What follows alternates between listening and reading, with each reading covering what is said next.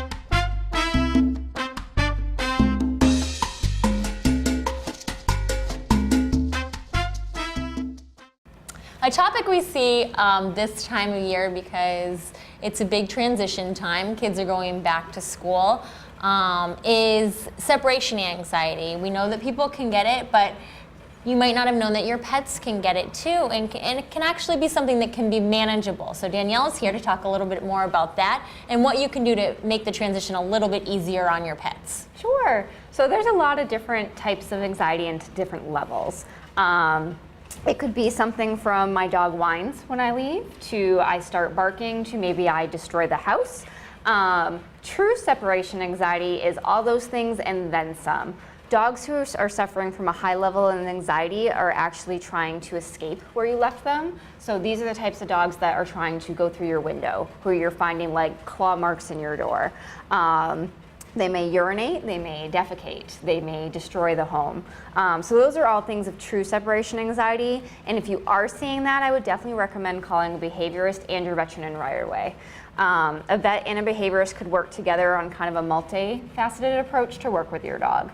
Most people, what they're going to see are kind of lower levels of anxiety. So again, maybe you've been home all summer long, you're going back, and now I'm getting really whiny because you're going to be gone for 8 hours during the day. If it's a dog, what I recommend is make sure you give them plenty of exercise before you leave. Dogs who are tired tend to behave much, much better. Whereas if they haven't had any exercise and you leave right away, they've got all that initial energy still cooped up and it has to find an outlet inside of your home. Crate training can certainly help. It gives your dog a safe space they can be in, or even kind of puppy proofing a room for them, and that way they can kind of go wild and crazy in there with whatever toys you leave them. They can shred those toys while you're gone. Food toys are really helpful. So if you use something like a Kong, stuff it with wet food, peanut butter, you can freeze it, and then it's kind of a popsicle treat and can take longer. But anything to keep them occupied. Most dogs are going to act up in the first 20 minutes after you leave. So that first initial thing, especially if you do like a frozen popsicle Kong, that gives them something to focus on for a while, and then they can kind of settle in. when you come home, and if you have found that your dog has been destructive or caused some trouble, unfortunately at that point it's too late to say anything to your dog. He did that 8 hours ago. A lot of us make that mistake, I think. Yep. You want to punish when you see what has happened, and the dog has moved on to something else, so it really has no... Yep, and a lot of us think our dogs look guilty, and they're really just feeding off our energy. So when I come home and I'm looking around like, all right, what did you do today? They can feel that I'm doing that. So they're like, I don't know what I did today, but I'm prepared for whatever you said I did today. So really management is key, of setting them up to succeed, making sure that they're safe while you're gone, have a safe place, and they've got plenty to do. In our house, I know one of our dogs will never touch the trash unless we're gone for an extended period of time. So that's something that we have to remember, and we have to put the trash up. We put it up on the counter as we leave, so that's just a way that we manage it for one of our dogs at home. Yep. Yeah, and every dog's different, so you really kind of have to look around your household, and you know, they're going to have a hard time with the scheduling changes. It takes them just a little time to get back into the swing of things. So we've talked about dogs. Can you have separation anxiety in cats? Yep. Cats can also experience anxiety. It's not as commonly noticed. So I don't know for a fact of whether it doesn't as commonly happen, but I would say we don't see it as much. Cats, a lot of times what you'll see is over grooming. So they literally start to lick themselves bald, and some will even cause wounds. Maybe they get a little more skittish. You get home and they're kind of like racing circles and got the wild eyes on. So they kind of express it in different ways. Cats, it's the same thing, trying to get them on a schedule, you know, make sure they've got toys or treats when you're gone. There's lots of interactive toys. They've got all sorts of new things that like you can hang from the ceiling and off doorways that chirp when you touch them and kind of give them an outlet for their energy. Same thing, play with them before you leave. Get a feather wand toy, get a laser pointer, wear them out a little bit. But it's really important just to try to keep things calm. But if you start noticing your cat's changing behaviors, they're not coming to you as often, maybe their litter box habits change, it could be anxiety that's going on. Great points. And who is this dog that we have with us today? So this is Bosley. She is not a dog that has anxiety, but she is a dog that you'll notice does like to be right next to you. And that's one of the things sometimes you notice with dogs who have separation anxiety. When you are home, they call them Velcro dogs. They're always right by your side. And she's just kind of a good indicator of that. You know, she really prefers to be with her people. She actually does fine when left alone, but if there are people around, she wants to be right next to you. She's a 9-year-old girl, so she is a senior. She's very, very sweet. Like I said, she loves to be right with you. She's happy to jump up and give you a hug when you get home. But she's one of those dogs that she always wants to be with her people, and that's where she's happiest. For information on Bosley or any of our adoptable animals, please go to our website, www.rescueleague.org.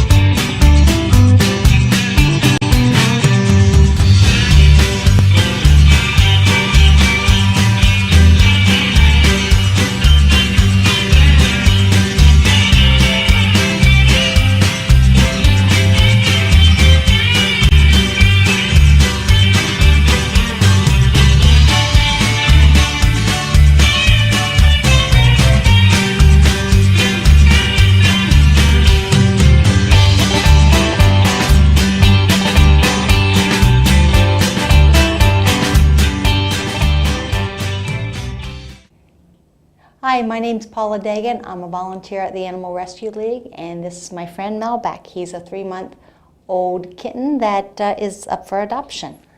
I'm talking about the day of service that we have on a monthly basis, one day on a Saturday. Our next one is September 21st at Deerfield Park, where we have our pet fair. And so if you are interested in doing some day of service or community service, please give Laurie Galetta a call or by email, and she will set you up for any hours that you are required to do. Day of service is done once a month, and it's for those people that want to do community service or those that have a requirement for community service to do. And we usually hold it from 11 to 2 here at the shelter, and we do all kinds of cleaning that might be deep cleaning, such as scrubbing the floors, doing some outside work, getting rid of some timber from the woods from our trails that we walk our dogs, doing windows, laundry, so normal things that aren't done on a daily basis. So if you're interested, please email Laurie Galetta and she will send you the paperwork. One of our requirements is you have to be minimum age of 14 years old. 14 and 15-year-olds must have a parent or guardian with them during the day of service where they're actually doing the work as well. If you are 16 and 17, you would need a parent's signature on the forms that are sent to you. And if you're 18 or older, you can come on your own. So that's all I have for day of service. Have a great day. Stay tuned for our next segment. It will be on abandonment. Danielle will be back and talking about that, a very serious issue and problem we have in our shelter and other shelters in New Hampshire.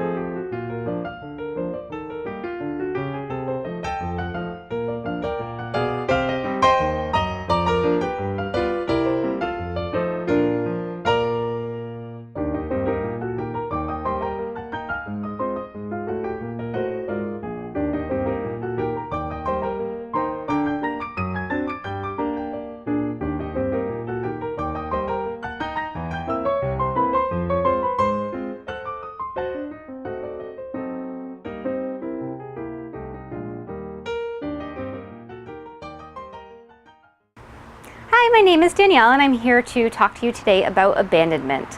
As you can see, please don't abandon your animal, and that's one of the things that we wanted to talk to you about.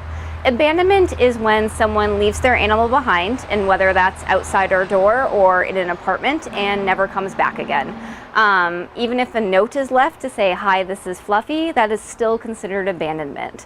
According to state law, animals that are abandoned have to be held for a period of time. We're actually not allowed to proceed with their adoption process right away. And that's one of the most important things, is these animals spend a much longer time in the kennels, and it takes much longer to get them into happy new homes. When people abandon animals here, it can actually be particularly dangerous for both us and the pet. We have had people, unfortunately, dogs tied to trees, signs, up by our road sign, which is actually right near the busy road of Route 101. These things are all very dangerous. We are not a 24-hour facility, so if an animal is left overnight, maybe for 8 hours, by the time we come in, there's no guarantee that animal's still going to be here. Sometimes they chew through their leash and they run off and something could happen to them. We've had cats escape carriers and we can see a note's tied, so we know a cat was potentially left, but the cat's missing, so now we don't know where it is on the property. Or even a predator could get to some of those smaller animals. For example, if a bunny was left at our doors. So for us, it's really important if you could just take that extra time to come inside, let us know you're here. We can take that animal right from you and proceed with it right away. Abandonment is illegal, so that's something to keep in mind. If you ever need help, we do ask that you just call us. Our phone number is 472-3647, and we'll be happy to work through some options for you. So I wanted to introduce you to some animals that were abandoned. The dogs that you'll see in just a moment running around our play yard are 3 dogs that were abandoned in a crate together. They were luckily found by a local rescue group, and then eventually they were transferred here. Again, these dogs were abandoned in a crate. They weren't given to anybody specific, and we're lucky that they were found because they were kind of off the beaten path. As a reminder, any dogs that are abandoned have to go through an abandonment period. And what that means is they're stuck being at the shelter. We can't adopt them straight out, and we have to go through that period before we can start their process. For dogs, specifically puppies like these are, that's pretty important. Puppies have a pretty important socialization window, and we want to make sure that they're getting the best that they can. So we are working with them every day here, but as soon as that period's up, our hope is to get them straight into homes so that a family can start working with them. There are definitely some other options for whatever family abandoned these animals or abandoned any of the other animals that come into our care. Again, just give us a call. Whatever's going on in your household, we'd be more than happy to help. Again, what that allows us to do is to get those animals into our care faster and to make sure we can provide everything they need. It'd be really nice to know these animals' backgrounds, and we just don't know where they came from. Mom, you'll see, is Francesca. That's what we've named her here. She's clearly been in a home. She's got some great skills. You can see she's sitting right now for a treat.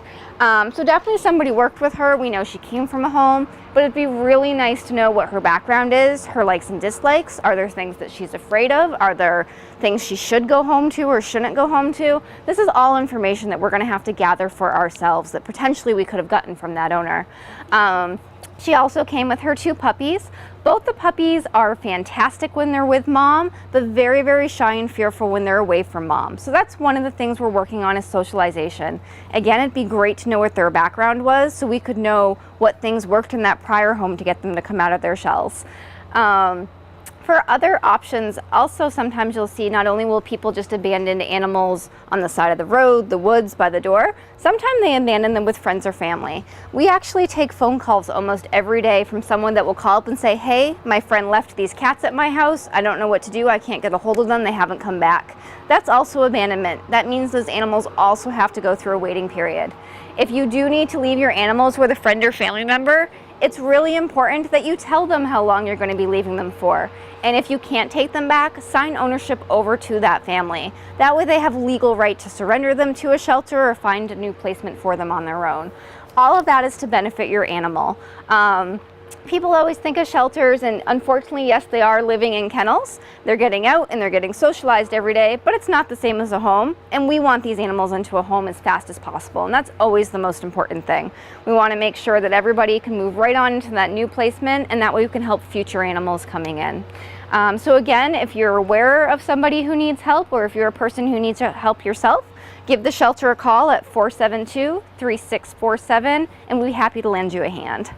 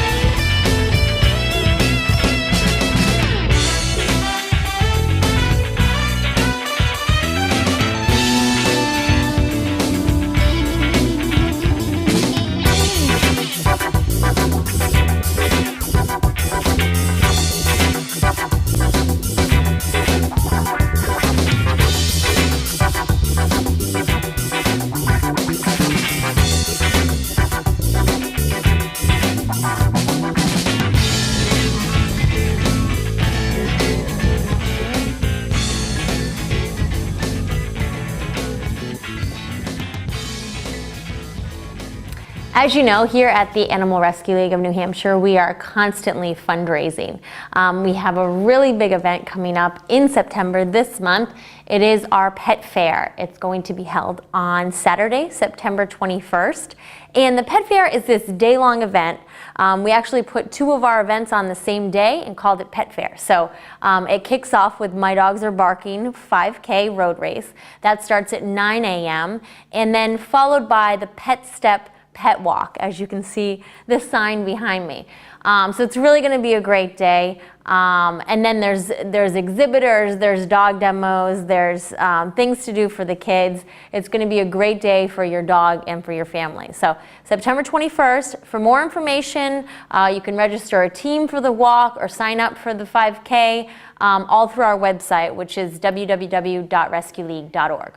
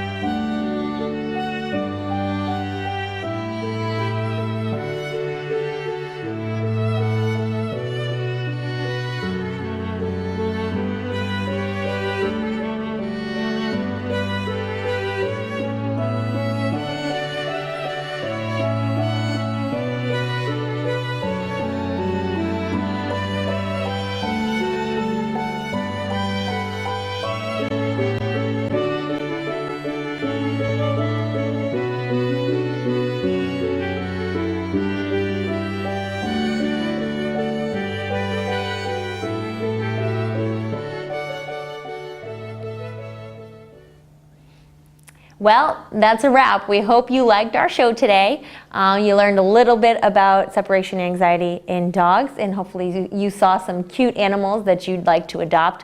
We encourage you to come by the shelter when we're open, Tuesdays and Thursdays from 1 to 7, and Saturdays and Sundays from 12 to 5.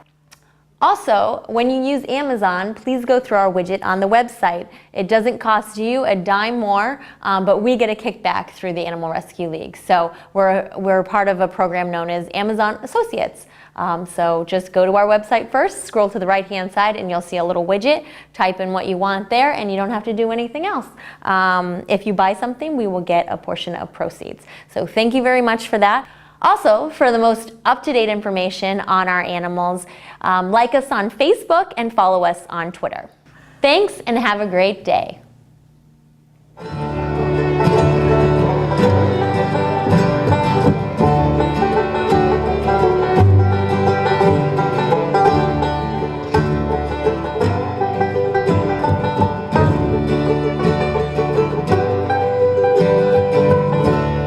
something out of a dream. The way that you came to me, lost and alone, all on your own. And I was all alone. Who rescued you? Was it me? Was it you? I don't know what I'd do if I never found you. Who rescued you? Now in the purring of the evening, we are relaxed and retreating.